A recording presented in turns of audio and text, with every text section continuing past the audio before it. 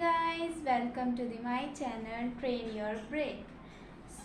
सबसे पहले मैं अपना नाम बताती हूँ। मेरा नाम है अंजलि और मैं आज अपनी फर्स्ट वीडियो शूट कर रही हूँ जो कि होगी इंग्लिश ग्रामर से रिलेटेड। तो मैं आगे भी वीडियो शूट करूँगी जो कि इंग्लिश ग्रामर के रिलेटेड ही होगी। तो आज का हमारा जो कंसेप्ट होगा वो हमारा बेसिक ही होगा कि मैं आपको सबसे पहले बेसिक बताऊंगी कि इंग्लिश ग्रामर का बेसिक क्या है। फिर हम शुरू करेंगे टेंसेस अपने। टेंसेस के बाद हम क्वेश्चन वर्ड्स पर आएंगे, फिर आगे के आगे प्रोसेस ऐसे चलता जाएगा। तो आज हम अपना बेसिक सीखेंगे कि इंग्लिश ग्रामर में क्या होता है, कैसे सब कुछ बनता है, सेंटेंसेस वगैरह, फॉर्मेशंस क्या है इसके, तो उसके बारे में मैं आपको बताऊंगी आज। तो स्टार्ट करते हैं हमारा पहला वीडियो आपके साथ। तो सबसे पहले मैं आपको बताऊंगी कि हमारे जो हमें स्कूल्स में बताया ही जाता है, हमारे 8 पार्ट्स ऑफ स्पीच हैं, ठीक है, जो सभी को बताया ही जाता है, जो है noun, pronoun, verb, adjective, adverb, conjunction, interjection और प्रेपोजिशन। मैं एक बार यहाँ पर बोर्ड पर लिख देती हूँ आपको। ये हमारे 8 टाइप्स होते हैं। इनके बिना कभी भी इंग्लिश हमारी बनती ही नहीं है। इनसे ही हमारी जो इंग्लिश है वो बनती है, ठीक है। तो अभी मैं इसके बारे में आपको ब्रीफ में नहीं जाऊंगी। तो सबसे पहले हम इनमें से जो करेंगे आज शुरू, वो है वर्ब। हमारा जो आज का टॉपिक होगा वो वर्ब के ऊपर होगा, ठीक है। तो मैं आज आपको इसके बारे में बताऊंगी कि वर्ब बेसिकली होता क्या है, ठीक है। तो मैक्सिमम लोगों से मैं अगर पूछूंगी कि वर्ब क्या होता है तो वो बताएंगे कि वर्ब होता है एक्शन, किसी चीज़ को, एक्शन को कहते हैं वर्ब, जिसमें कोई हलचल होती हो, ठीक है, उसे हम वर्ब कहते हैं। लाइक अभी मैं यहाँ सेंटेंसेस लिखूंगी तो आप मुझे बताइएगा कि उसमें वर्ब है या फिर नहीं है। अगर है तो कौन सी वर्ब है उसमें, मतलब कौन सी वर्ब है उसमें, एक्शन वर्ब। तो मैं लिखती हूँ यहाँ गीता खेलती है, ठीक है। एक सेंटेंस ये हो गया। दूसरा सेंटेंस, गीता सुंदर गाउंदी है। तो इन दोनों सेंटेंसेस में अगर पूछूं कि इसमें वर्ब कौन सी है तो आप बता सकते हो कि कौन सी वर्ब है। हाँ, तो इसमें मैक्सिमम लोगों का जवाब होगा कि इसमें जो वर्ब है वो पहले सेंटेंस में है खेड़दी है और दूसरे में है गौंदी है। इसमें जो है दोनों में बेसिकली एक्शन है, जो हलचल होती है, ठीक है। तो जिसमें हलचल हो उसे तो हम वर्ब कहते हैं, किसी काम को, क्रिया को, उसे हम वर्ब कहते हैं। अभी मैं एक और सेंटेंस लिखूंगी तो आपको उसमें बताना है कि उसमें वर्ब है या फिर नहीं है। तो ठीक है, मोहन सुंदर है। तो इसमें अगर मैं पूछूं वर्ब है कि नहीं है तो क्या जवाब होगा आपका। तो देखिए, इसमें कहीं भी किसी भी चीज़ में हलचल नहीं हो रही ना, तो इसमें वो वर्ब है ही नहीं, इट मीन्स, है ना। तो देखिए मैंने इसमें वर्ब नहीं है। ये हमारा नाम है, कोई भी जो काम करता है, जिसे हम कर्ता कहते हैं, काम करने वाला कर्ता। लेकिन इसमें कोई काम तो है ही नहीं, ठीक है ना, कोई काम तो है ही नहीं, फिर वर्ब कहाँ से होगी। ऐसा ही होता है। लेकिन वर्ब, एक बात है कि बिना वर्ब के कभी भी कोई सेंटेंस बनता ही नहीं है। तो इसमें वर्ब है, जो कि है, इसमें वर्ब ये वाली है जिसे हम कहते हैं, ये एक्शन वर्ब नहीं है, इसे हम एक्सिलरी वर्ब कहते हैं, एक्सिलरी वर्ब। अभी मैं आपको बताऊंगी एक्सिलरी वर्ब, एक्शन वर्ब क्या होता है, इसके बारे में बताऊंगी। तो बेसिकली हमारी जो वर्ब होती है वो 3 तरह की होती है। यहाँ मैं आपको चार्ट बनाकर दिखाऊंगी इसे। 3 टाइप्स ऑफ वर्ब। जो हमारी वर्ब है वो 3 तरह की होती हैं। तो सबसे पहली वर्ब हमारी होती है एक्शन वर्ब, जो मैंने अभी आपको बताया। ये वाला जो एक्शन था उसे हम एक्शन वर्ब कहते हैं। सेकंड हमारी होती है ट्रांजिटिव वर्ब,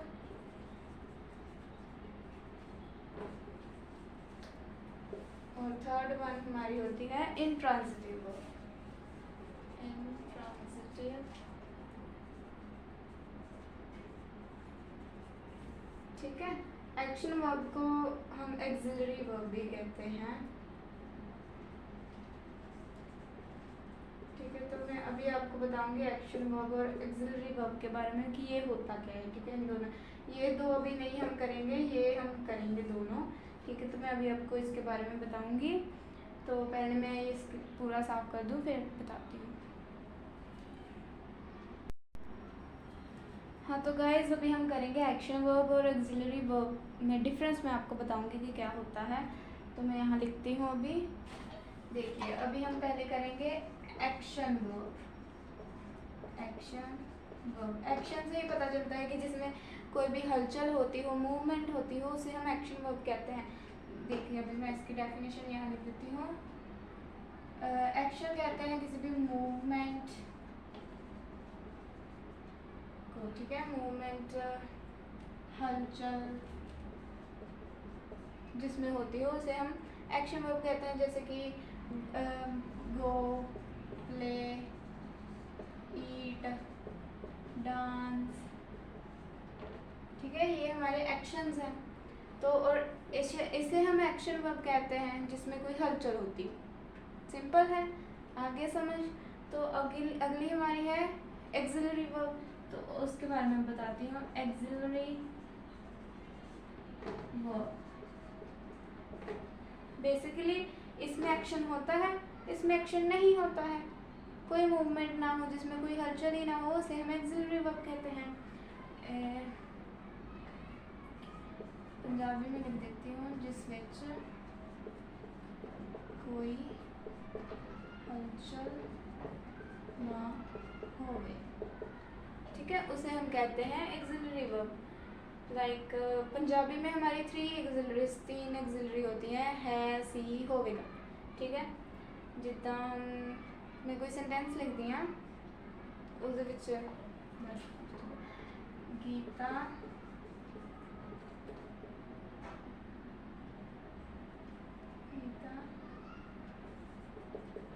खेड़दी होवेगी, है या फिर सी, ठीक है। इसमें इस सेंटेंस में हमारा जो एक्शन है वो खेड़दी है, ठीक है। और जो हमारी एक्सिलरी वर्ब है जिसमें कोई हलचल ही नहीं हो रही, वो हमारी ये 3 एक्सिलरी वर्ब है, ठीक है। ये होना ज़रूरी है हर एक सेंटेंस में। इससे ही हमें पता चलता है कि सेंटेंस हमारा जो प्रेजेंट है, पास्ट है और फ्यूचर है। ये पंजाबी में तो 3 तरह की होती है, लेकिन इंग्लिश में ये 24 तरह की होती हैं, 24 एक्सिलरीज होती हैं। तो सबसे पहले तो अभी हमारा जो मेन पार्ट शुरू होगा इंग्लिश का, तो मैं अभी आपको उसके बारे में बताऊंगी। जो हमारी इंग्लिश में टोटल 24 एक्सिलरीज है, तो हम इसके बाद वो शुरू करेंगे, जिससे हमारे सेंटेंसेस बनेंगे, टॉपिक्स बनेंगे, ठीक है। तो आज मैं आपको उसके बारे में बताऊंगी। तो देखिए हमारी जो एक्सिलरीज होती हैं वो 24 तरह की होती हैं, एक्सिलरीज, ठीक है। टोटल होती हैं 24 तरह की। जो 13 हमारी हैं वो होती हैं मॉडल एक्सिलरीज,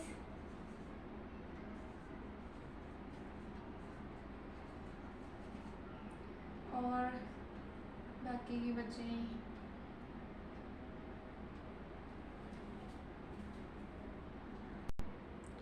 और बाकी की हमारा जो 11 एक्सिलरीज बची हैं वो होती हैं प्राइमरी एक्सिलरीज,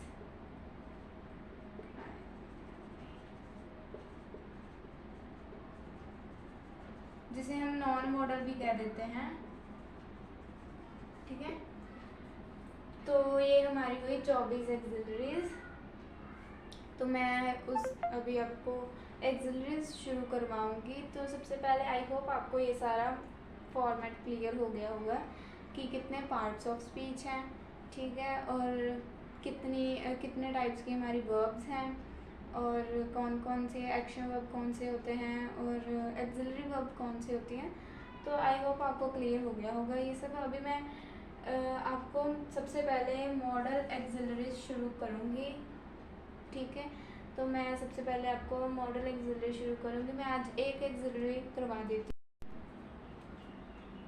हाँ तो गाइस मैं बता रही थी कि अभी मैंने यहाँ प्राइमरी एक्सिलरीज 13 हमारी मॉडल एक्सिलरीज होती हैं, 11 हमारी प्राइमरी एक्सिलरीज होती हैं जिन्हें नॉन मॉडल भी कहते हैं। तो सबसे पहले हम मॉडल एक्सिलरी शुरू करेंगे जो कि हमारा मेन पार्ट है इंग्लिश का, जिससे हम सेंटेंसेस बनाएंगे, टॉपिक्स बनाएंगे, ठीक है। तो अभी मैं ये शुरू करूँगी। आज मैं एक एक्सिलरी आपको शुरू करवाती हूँ। तो सबसे पहले मैं ये क्लियर कर दूँ अच्छे से। हाँ तो आई होप आपको पिछला जो सारा फॉर्मेट है वो क्लियर हो गया होगा अच्छे से। तो अभी मैं एक्सिलरीज शुरू कर रही हूँ। तो सबसे पहले हम मॉडल एक्सिलरीज कर रहे हैं, आपको पता ही है, ठीक है। मैं यहाँ लिख देती हूँ मॉडल एक्सिलरीज शॉर्ट फॉर्म में। तो सबसे पहले हमारी जो एक्सिलरी है वो है शुड। तो देखिए अभी बहुत से लोग पूछेंगे कि इसकी पंजाबी क्या होती है, ठीक है। तो बेसिकली किसी भी चीज़ की कोई फ़िक्स इंग्लिश नहीं होती, किसी फ़िक्स पंजाबी नहीं होती। तो उसका मकसद होता है एक्चुअली, ठीक है। उसकी पंजाबी नहीं, उसका मकसद याद करना है आपको कि वो किस पर्पस के लिए यूज़ होता है। तो अभी यहाँ शुड और भी दो हैं,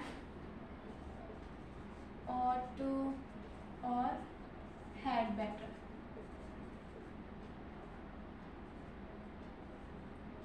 ठीक है। इन तीनों का मकसद एक ही है। शुड जो हमारा यूज़ होता है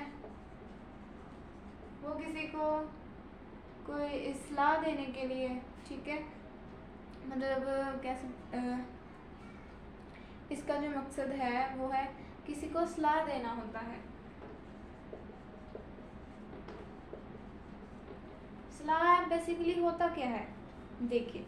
तो सलाह वो होता है जो काम किसी ने पहले किया ना हो, उसको हम सलाह देते हैं कि ये काम तुम्हें करना चाहिए, ठीक है।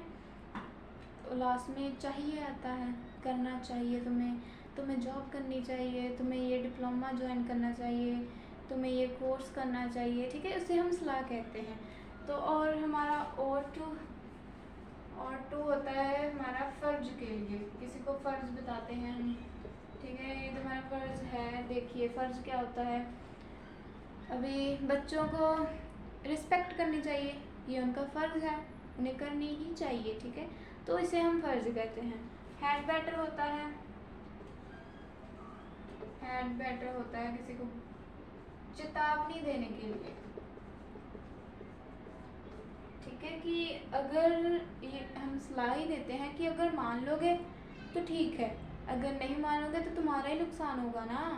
तो ये हम हैड बेटर उसके लिए यूज़ होता है कि अगर अलर्ट करने के लिए, किसी को अलर्ट करने के लिए हम यूज़ करते हैं कि अगर मानोगे तो ठीक है, अगर नहीं मानोगे तो तुम्हारा भी नुकसान है, फिर देख लो अपना कैसे करना है, ठीक है। तो हमारे ये आज हम 3 करेंगे। तो देखिए अभी जब भी हम अब्रॉड जाते हैं किसी दूसरी कंट्री में, तो किसी भी फॉरेनर को हमारी इंग्लिश क्यों पसंद नहीं आती, हमारे इंडियंस की इंग्लिश क्यों पसंद नहीं आती, इसका एक कारण है।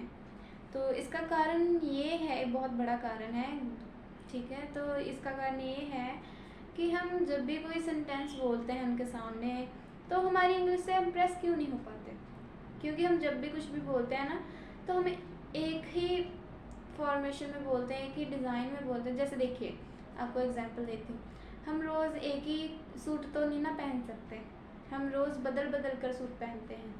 तो ऐसे ही हमारी इंग्लिश है, हम अगर एक ही फॉर्मेशन में हम हमारे जो सेंटेंसेस है, हमारी जो बात है वो एक ही फॉर्मेशन में बताएंगे, तो वो कैसे इम्प्रेस होंगे। तो हमें उसे इम्प्रेस करने के लिए ना एक तरीका है, बताती हूँ। उसे इम्प्रेस करने के लिए हम अलग अलग फॉर्मेशंस करेंगे, जिसे जिसे हम डिज़ाइन भी कहते हैं, ठीक है। तो देखिए 10 फॉर्मेशंस होती हैं, मैं आपको 10 फॉर्मेशंस करवाऊँगी, ठीक है, जिसे हम डिज़ाइन भी कहते हैं, जिसे हम डिज़ाइन भी कहते हैं। तो सबसे पहली फॉर्मेशन हम करेंगे एक्टिव फॉर्मेशन। ठीक है, एक्टिव फॉर्मेशन जिसमें काम करने वाले का नाम भी होता है। इस फॉर्मेशन का रूल मैं अभी लिखूंगी। सब्जेक्ट, ये जो हमारे 3 एक्सिलरीज हैं ये लगेंगी यहाँ एक्सिलरी, आई थिंक मुझे लिख ही देना चाहिए यहाँ, शुड, ऑटो, हैड बेटर, ठीक है। सब्जेक्ट एक्सिलरी वर्ब की फर्स्ट फॉर्म, देन हमारा ऑब्जेक्ट। सब्जेक्ट क्या होता है अभी? सब्जेक्ट वो होता है जो काम करता है, जिसे हम करता कहते हैं, करने वाले को, ठीक है, जो काम करता। एक्सिलरी के बारे में आपको बता दिया है, ठीक है मैंने। तो वर्ब क्या होता है? काम, एक्शन कोई भी, ठीक है, काम। और ऑब्जेक्ट क्या होता है? जिस पर इस काम का असर पड़ रहा है।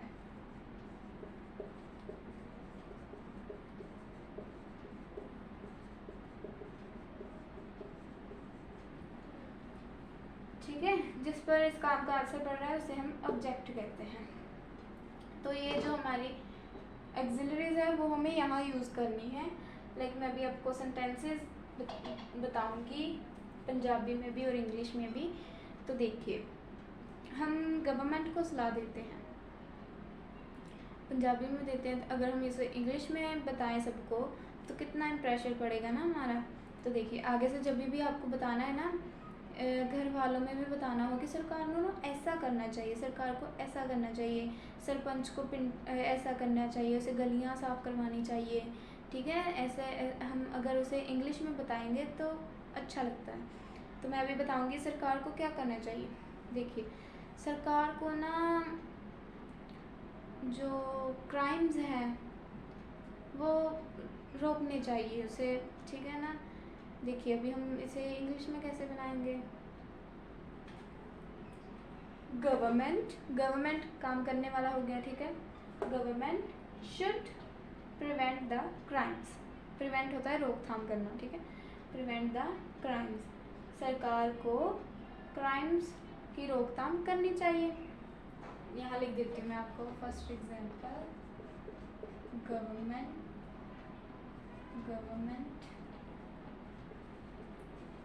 शुड प्रिवेंट द क्राइम्स, ठीक है। अभी दूसरा सेंटेंस बताते हैं और ऊपर करते हैं, ठीक है। देखिए, अभी बच्चों को टीचर्स की रिस्पेक्ट करनी चाहिए। काम करने वाला कौन? Students ought to respect the teachers।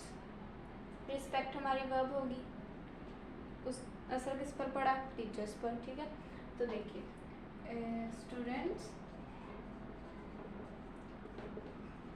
ought to respect the teachers। Had better पर बताती हूँ कोई सेंटेंस। देखिए,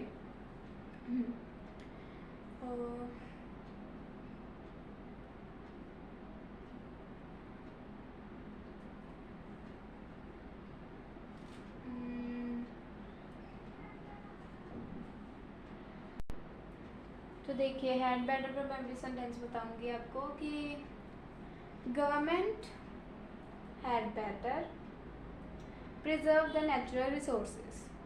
सरकार को नेचुरल रिसोर्सेज प्रिजर्व करने चाहिए। यहाँ लिख देती हूँ, काम करने वाला कौन है? गवर्नमेंट। एक्सिलरी लग गई, हैड बेटर अगर करोगे तो फ़ायदा है, अगर नहीं करोगे तो नुकसान है आपका, ठीक है। वर्ब क्या है? प्रिजर्व करना, सुरक्षित करना, बचा कर रखना। और ऑब्जेक्ट हमारा क्या है? Natural resources. यहाँ लिख देती हूँ, government had better preserve the natural resource, ठीक है। तो बस इतना ही था आज का हमारा कंसेप्ट। आई होप आपको अच्छे से समझ आया होगा। और आज हमने कौन सी फॉर्मेशन की, मैं आपको रिवाइज करवाती हूँ। आज हमने एक्टिव फॉर्मेशन की, हमने मॉडल एक्सिलरीज की। शुड सलाह देने के लिए होता है, जो काम किसी ने पहले ना किया हो, ठीक है, उसे सलाह देने के लिए होता है। और टू होता है फ़र्ज बताने के लिए। हेड बैटर होता है चेतावनी अलर्ट करने के लिए। और पिछले कंसेप्ट आई होप आपको अच्छे से क्लियर हो गया होगा। और तो बस इतना ही था आज का हमारा कंसेप्ट। आई होप आपको अच्छे से समझ आया होगा। Please like share and subscribe ज़रूर करिए।